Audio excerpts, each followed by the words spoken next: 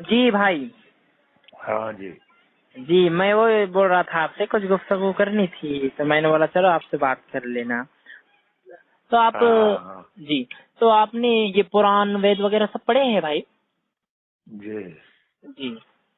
तो मुझे कुछ जानना था आपसे ही, जैसा कि मेरे पास एक किताब आई हुई है छप करके, और उसके अंदर क्या कहते हैं, यजुर अथर्ववेद कांड 20 सूत्र नंबर 117 और मंत्र नंबर 1 हाँ से लेकर तो 14 तक अंतिम महर्षि हाँ मोहम्मद साहब यानी मोहम्मद सल्लल्लाहु अलैहि वसल्लम का उल्लेख आया है वेदों के अंदर। और हाँ। उन्होंने भी किताब लिखी है, क्या नाम है उनका, वेद प्रकाश उपाध्याय ने कल की अवतार बोलकर। अच्छा। जी। तो आप क्या कहते हैं, वेदों के अंदर मोहम्मद सल्लल्लाहु अलैहि वसल्लम का नाम आया है कि नहीं आया है? नहीं, भविष्य पुराण में तो आया है, लेकिन वो मोहम्मद करके आया है, मोहम्मद नहीं है। महामद आया है। ए महा तस्मिन्नंतरे मलिच आचार्य समन्विता महामद इत्तिखया कशिश शाखा समन्विता, है ना मुझे? जी बराबर। मोहम्मद आया। नहीं दूसरी भी है, और कल की पुराण में भी आया है ना। कितना दिन का है? हाँ। किती कातर लेकिन कालेला नसीर 220। एक नसीर सेकंड। नसीर जी नसीर साहब, एक चीज बताइए जो हम जानना चाह रहे हैं। एक सेकंड, आप खाली एक सेकंड रुकिए ना, मैं इनसे बात कर रहा हूँ और फिर आपको बोलता हूँ। बोल 220 काले हो, 220 लो, उधर इधर बात करो। चमड़ा काले वाला इधर देखो। अरे चमड़ा क्या नहीं समझ वाले ना। हाँ हेलो। जी भाई। हाँ हाँ नहीं इधर बात कर रहा हूँ, हाँ बोलिए ना। हाँ। आप ये जो 5 तरह का नमाज जो होता है ना आपके यहाँ। नहीं अपन उस पर बाद में, मैं आप मुझे कॉल कीजिए, मुझे सिर्फ आपसे ये थोड़ा अंतिम महर्षि के कल की पुराण में भी, और आप कह रहे थे खाली भविष्य पुराण में, मैंने संग्राम पुराण के स्कंद 12 और खंड नंबर 6 में भी पढ़ा हाँ। है ना बराबर, कि तब तब सुंदर मद्दी कोया बिना मोहम्मद कोई पार न होया। नहीं, आप ही बताइए, हम सब पूरा चीज नहीं पढ़े, कुछ आपसे भी जानना चाहेंगे क्या लिखा हुआ है किसमें? जिसको आप पढ़ रहे हैं। जी एक सेकंड अभी देखो, मैं तुम्हारा किताब खोल के भी बता देता हूँ, क्योंकि पूरा मंत्र श्लोक जो है वो भी पढ़ देता हूँ मैं। ये देखिए अभी इसमें भी है लिखा कि रखना श्रीमद भगवत भागवत महान पुराण अध्याय 2 श्लोक नंबर में है कि अज्ञान हेतु कृत मोहम मदंधिकारम नाशम विधायम ही तदोदयत विवेक। जी। हाँ तो यहाँ तो मोहम्मद पूरा नाम आया है ना, और भागवत महान पुराण में। और देखिए इस संग्राम पुराण के अंदर भी आया है। ये देखिए अभी खोल देता हूँ उसको, कि डायरेक्ट नहीं, क्यों आपको साफ साफ बता रहा हूँ कि आपको इस बात का इल्म हो जाए, कि मैं आपको निशानदेही कर दे रहा हूँ। हाँ कहाँ हाँ गई रे ये यहाँ पक्ष पांच कुछ न राखो वेद पुराण सतमत भागो, है ना बराबर। सवंत विक्रम दोगे अनंगा महाकोक नस चतुर्परसंगा राजनीति भव प्रीति दिखावे आपन मत सबका समझावे सुरन चतुसुदर तत्व सच्चारी तीन को वश भयो अति भारी तब तब सुंदर मद्दी को या बिना मोहम्मद पार न होए। देखो तब से मानहु जंतु भिकारी समर्थ समर्थन नाम एही व्रत धारी हर सुंदर निर्माण का हुई तुलसी वचन सत्य सच होई। देखिए पूरा ये इसके, ये देखिए वेदों के उल्लेख वेद व्यास के संपादिक बताया जाती है कि तुलसीदास की लिखी हुई संग्राम पुराण में ये मंत्र मौजूद है। अच्छा। जी तुलसी कृत है ना ये। जी तुलसीदास जी का लिखा हुआ है ना। ये तो आप नहीं मानते हैं उनको? नहीं तो वो तो बाद के बहु है ना, पूरा वेद तो नहीं हुआ ना। तो वेद में भी है ना, वेद में भी है ना, हाँ। मैंने जैसे आपको बताया ईदम जनाऊ नहीं श्रुत वो नराचन। ठीक है, सुनिए वो तो सुनिए ना, वो कहने की क्या जरूरत है, हम लोग देख ही रहे हैं, वर्तमान में देख ही रहे हैं। क्या? वर्तमान में देख ही रहे हैं कि मोहम्मद जी हैं, इसे कहने का क्या जरूरत है, तो है ही। तो नहीं तो कुछ लोगों को आपत्ति हो रही है ना इस वजह से, तो मैंने बोला आपसे स्पष्टीकरण हो जाए तो बहुत अच्छी बात है। है क्या नहीं? नहीं इसमें उद्देश्य महज क्या, ये तो है ही। जी जी बिल्कुल, आप मानते हैं इसको कि वेदों में मोहम्मद सल्लल्लाहु अलैहि वसल्लम का जिक्र आया? दावा नहीं कहीं? सूरज भगवान अगर उगे हुए हैं तो कोई कहेगा कि अंधेरा है तो नहीं ना होगा, वो तो है ही। माशाल्लाह, बहुत अच्छा मेरे दोस्त, बहुत भारी। देखिए, हाँ। सूर्य जब उगता है तो सबको रोशनी देता है, लोग इसका आंखें बंद कर ले तो लोगों की गलती है, अब सूर्य की थोड़ी ना गलती, बराबर? जी जी वही तो ना। अब अंधों को क्या सिखाएंगे, जिसको गड्ढे में गिरना ही है तो उसको क्या बोल सकते हैं अपन? यही महेंद्रपाल आर्य, राहुल आर्य वगैरह ये कहते हैं किसी व्यक्ति विशेष की चर्चा ही नहीं आई है वेदों में। अब हालांकि मेरे पास सारी किताबें मौजूद है, उसके अंदर मैं आपको मंत्र भी पढ़ के बता रहा हूँ कि दम जना। देखिए ना, ऐसा नसीब जी कुरान को जो मैंने भी पढ़ा है उसमें तो यही है। हेलो जी जी हाँ, कुरान में तो ये है ही। जी पिछले बार जो बात हुई थी उसमें तो हम यही ना कह रहे थे कि निराकार है, वो तो है, मान रहे हैं कि वो तो हो। जी जी बिल्कुल बिल्कुल। देखिए, यजुर्वेद अध्याय नंबर 32 और मंत्र नंबर 3 में न तस्य प्रतिमा अस्ति यस्य नाम प्रमाशा।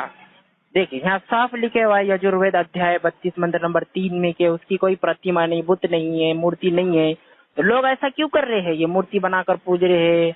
नहीं, लेकिन दूसरे तरफ एक तरफ और सुनिए, दूसरा चीज आपका कहना है कुरान में कि भगवान आले रमीन क्या है, वो बोलते हैं ना कि सब जगह है, ये भगवान का बिना पत्ता भी नहीं हिल सकता, ऐसा है ना आपका कहना? जी जी बिल्कुल है ना। अल्लाह तो सब जगह वो यदि है, सब जगह है, ये मान रहे हैं, हम मान रहे हैं कि वो सब जगह, उसके बिना कुछ नहीं हो सकता है, तो हम मान ही रहे हैं। लेकिन अगर सब जगह है तो मूर्ति में भी क्यों नहीं होगा? नहीं, सब में देखिए, आप थोड़ा गलत समझ लिए है। हर जगह है मतलब अल्लाह खुद वजूद में मौजूद नहीं है कि जैसे यहाँ पर मौजूद है तो माज़अल्लाह फिर तारात खानों में उसमें भी मौजूद होगा, वैसा नहीं है। अल्लाह का इल्म हर जगह मौजूद है।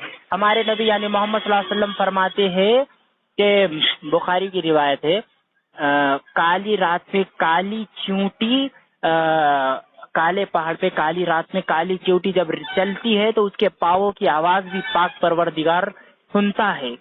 इससे ये मालूम हो रहा है कि अल्लाह का इल्म हर जगह मौजूद है। अल्लाह मौजूद नहीं है, मूर्ति में नहीं है, ना मजार में है, ना किसी पत्थर में है, ना कंकर में है, कहीं भी नहीं। सुनिए, इल्म तो सब जगह है ना। हाँ जी जी। एक चीज, एक पशु है, उसमें भी कुछ चीज है तभी वो जिंदा है। बिल्कुल बिल्कुल। तो जीव देने वाला बेशक ब्रह्मा, इसी तो कहते हैं ना। संस्कृत में ब्रह्मा कहेंगे ईश्वर को, और अरबी में खालिक कहेंगे यानी पैदा करने वाला। तो ईश्वर ने जब मनुष्यों को सबको पैदा किया है तो उसके अंदर जीव डाल दिया है उसने। तो इसमें खुद ईश्वर नहीं बसता है, मनुष्य के अंदर ईश्वर नहीं बसता है। अब आप कह रहे हैं मूर्ति में ईश्वर हो सकता है, तो मनुष्य के अंदर भी ईश्वर होगा। तो मनुष्य तो आज गलत काम कर रहा है, क्राइम कर रहा है, वो कैसे हो सकता है ईश्वर? हम उसको ईश्वर मानेंगे तो ईश्वर की तौहीन होगी। ये किसी कैसे लोगों वो तो आप मतलब अच्छा और बुरा दोनों आदमी के अंदर है ना। शैतान भी आपको बोलते हैं ना क्या है?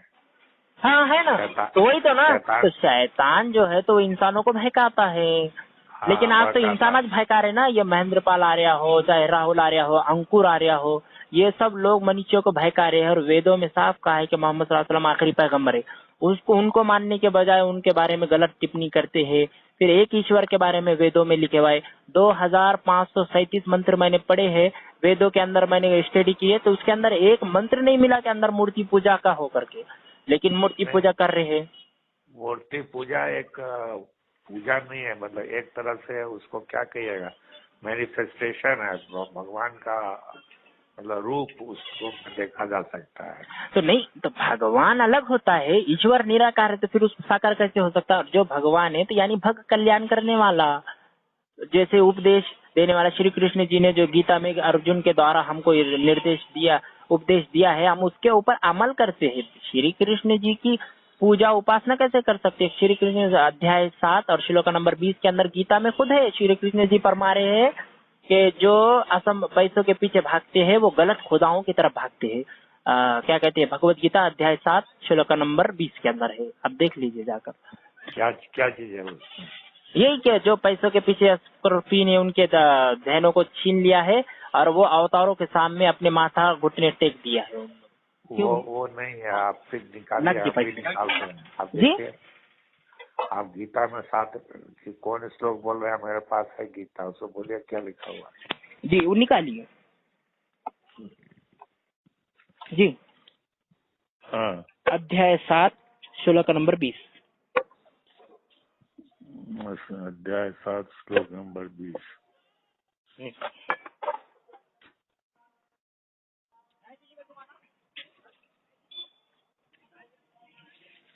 जी निकाला है भाई आपने?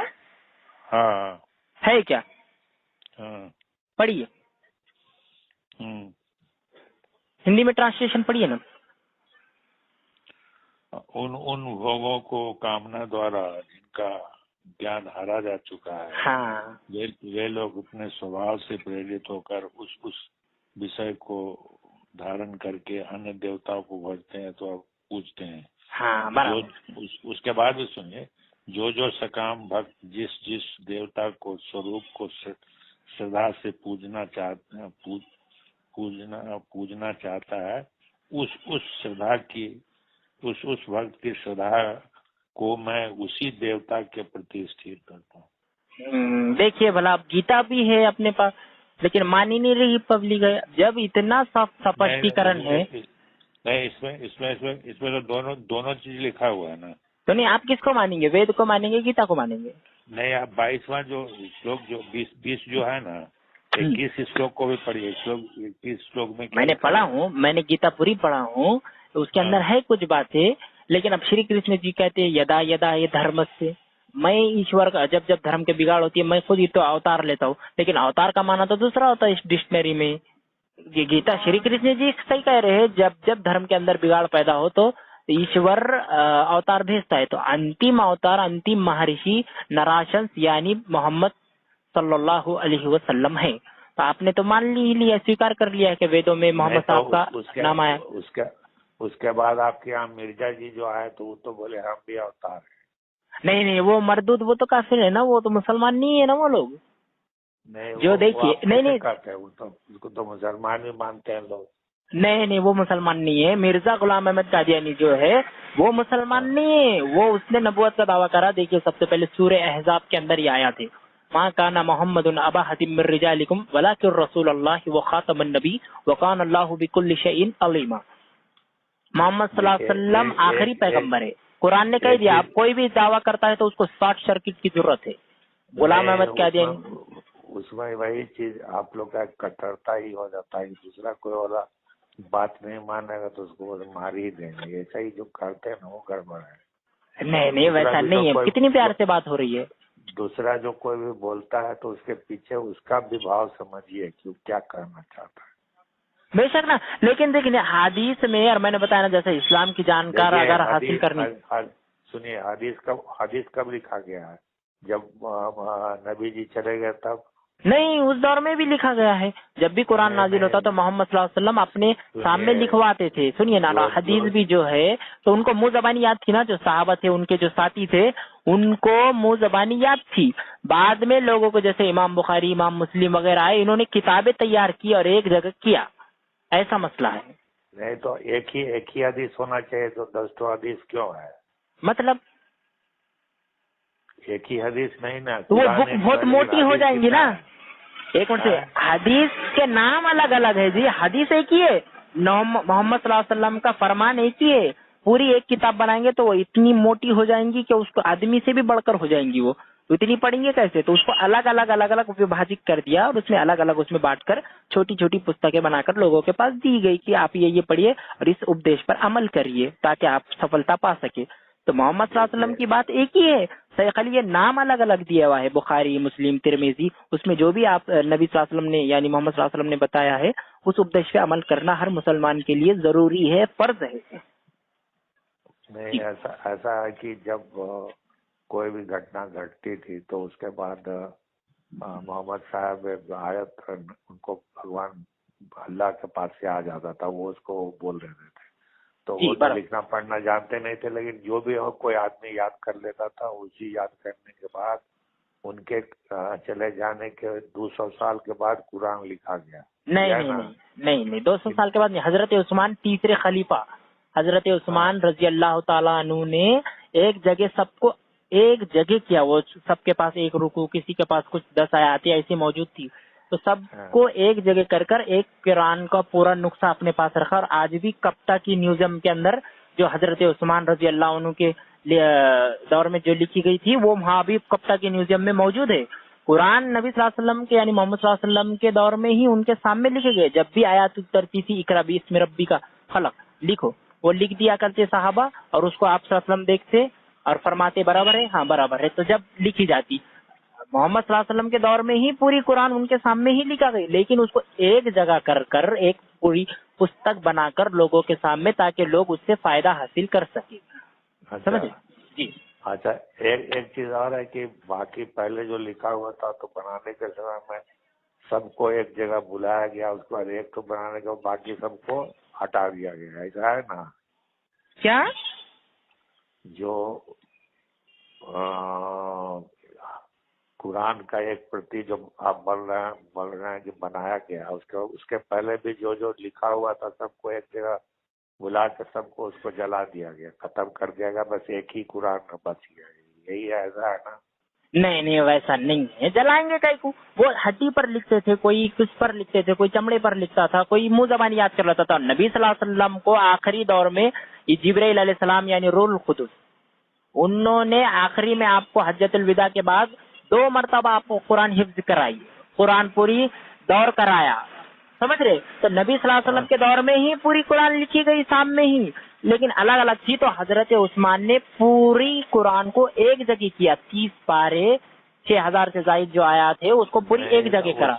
उसमें तो उसी में तो मैंने मेरे एक शंका है, उसको समाधान करिए कि जो पहले आयत है वो पहले आयत नहीं लिखा गया, हाँ। जो बाद में वो बाद में नहीं लिखा गया, जैसे तैसे एक अपना रूप से लिखा गया। जो पहले जो सबसे बड़ा आयत है उसको हाँ, पहली आयत सूरे अलग की 5 आयतें उतरी, इकरा बिस्मि रब्बिकल खलक खलकल इंसान मिन अलक, बराबर ना?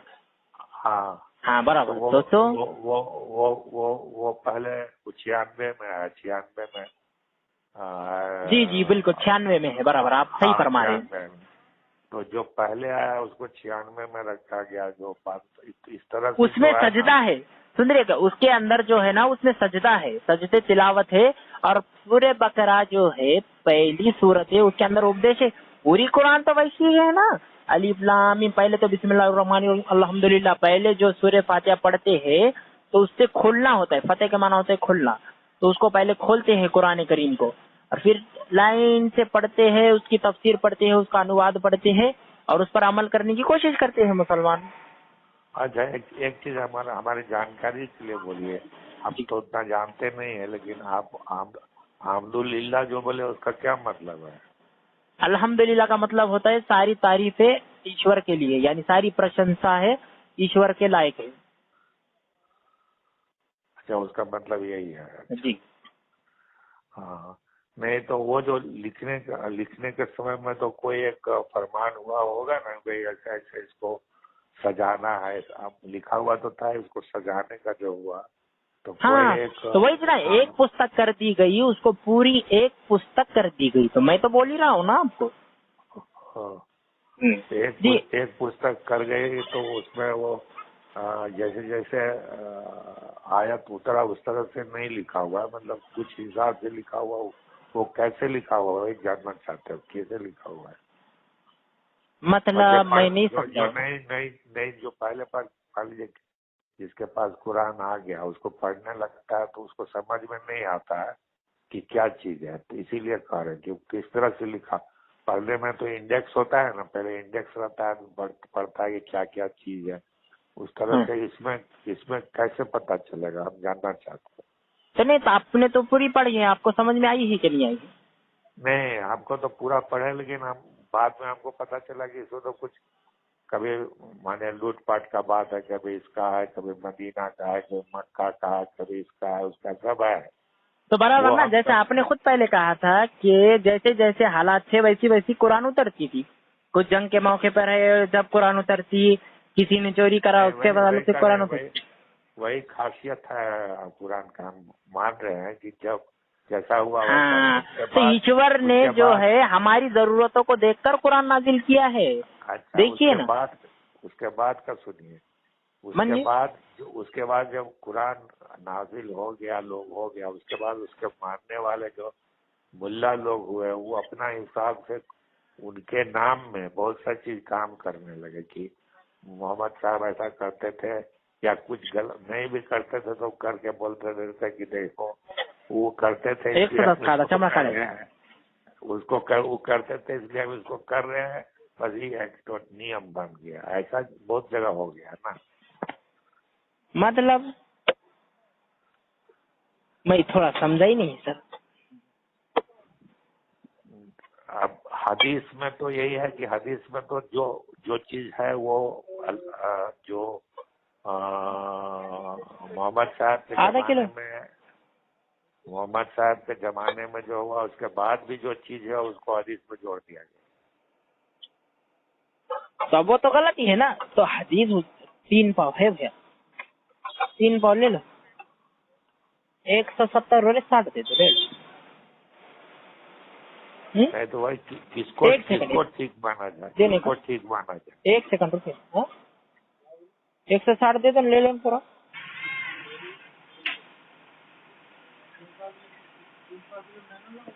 अजी ज्यादा है ना भाई, वैसा तो भी क्यों कर रहे, 1 छटाक ज्यादा नहीं है, 3 पाव से ज्यादा है ना। फिर अब देखो तुम्हारे सामने से 160 दे दो ना, 20-15 रुपए कम ले रहे हो ना, 170 और 60 दे दो। हाँ नहीं, इतना बचे हुआ है। 1 सेकंड भैया, 150 दे दो, काट दो क्या, चमड़ा काले वाला ऐसा 1 किलो भरता था ये चमड़े के संग 220।